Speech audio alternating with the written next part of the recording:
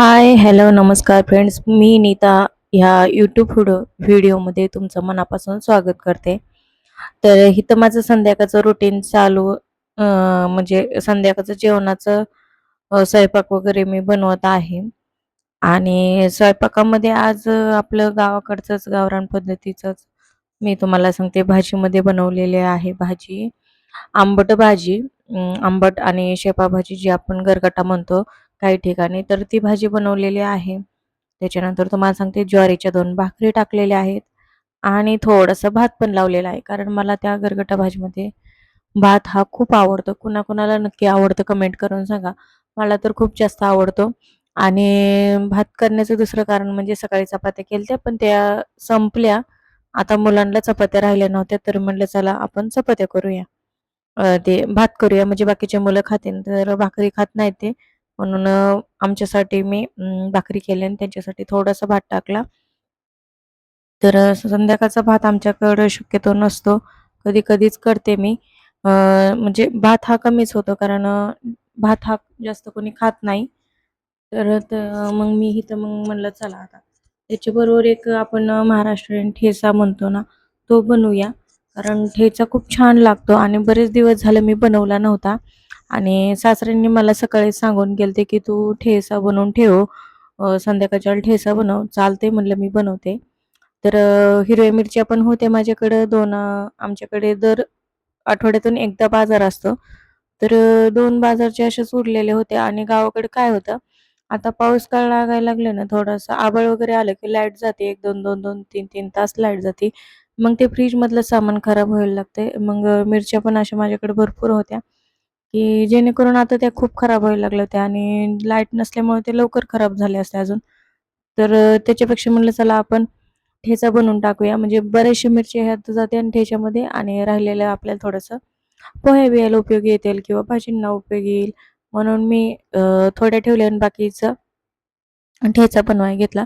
तर तेच मी इथं काम करत आहे. कारण तर मी तेल टाकून थोड्याशा मिरच्या परतून घेतो ठेचा बनवायला आणि खूप छान असा हा ठेचा होतो. आणि ठेच्यामध्ये लसूण जास्त घालायचा, तर आणखी छान चविष्ट होतं. आणि भाजलेले शेंगदाणे पण त्यात मिक्स करायचे आणि मग तेच मी इथं भाजून घेतलंय आणि थोडीशी कोथिंबीर घेतली ताटामध्ये तुम्ही बघितली मी चिरलेली हातानेच. तर ती थोडीशी कोथिंबीर घेतली आणि मीठ पण आपल्याला चवीनुसार जसं मीठ लागते तसं तुम्ही त्यात मीठ टाकू शकता. तर मी अगोदर थोड्याशा मिरच्या गरम करून घेतल्यात, त्याच्यामध्ये तेल ओतलं. नंतर मिरच्या परतून घेतल्या, त्याच्यानंतर परत लसूण टाकला. लसूण परतून घेतला आणि नंतर मीठ टाकलेलं आहे. आणि थोडेसे शेंगदाणे टाकले आहेत भाजलेले. ते पण मी इथं ह्याच्याबरोबर गरम करून घेते आणि कोथिंबीर थोडीशी घेतलेली आहे. तर तुम्ही ठेचा कसा बनवता महाराष्ट्रीयन नक्की मला कमेंट करून सांगा आणि तुम्हाला मी बनवलेला आवडला का हे पण मला कमेंट करून सांगा.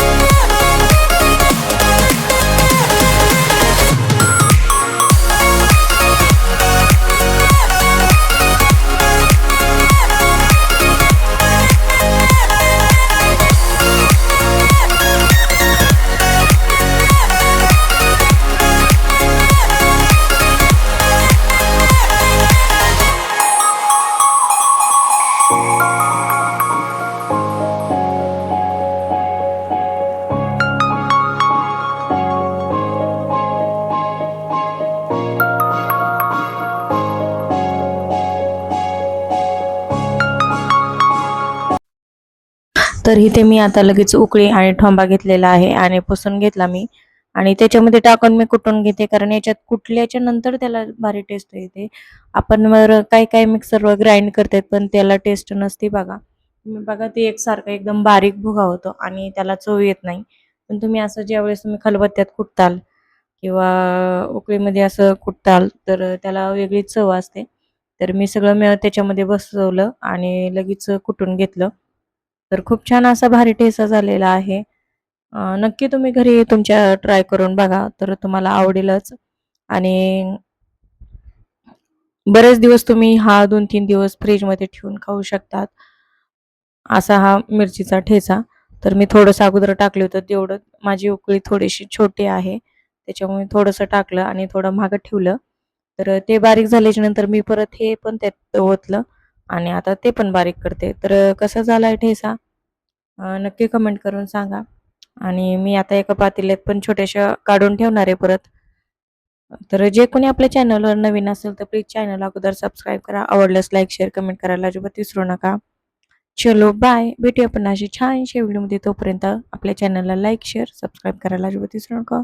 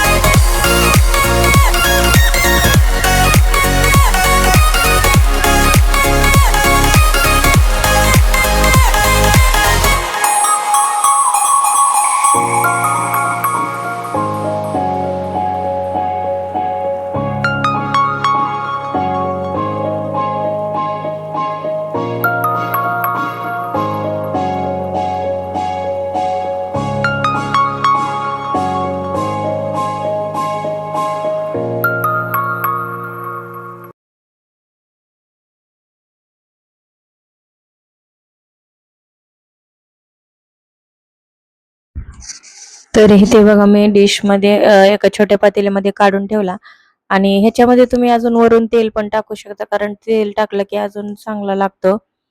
तर मी सध्या तर थोडंसंच तेल टाकणार आहे, कारण मला जास्त त्याच्यामध्ये तेल आवडत नाही.